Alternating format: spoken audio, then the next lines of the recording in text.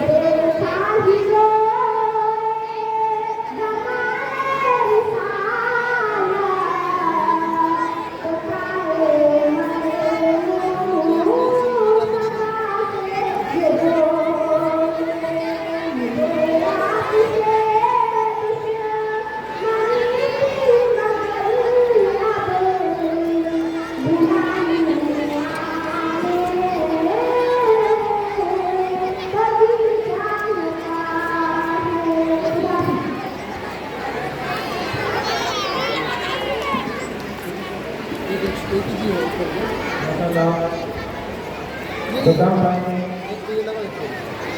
हाफिज मिर्जा साहब की तरफ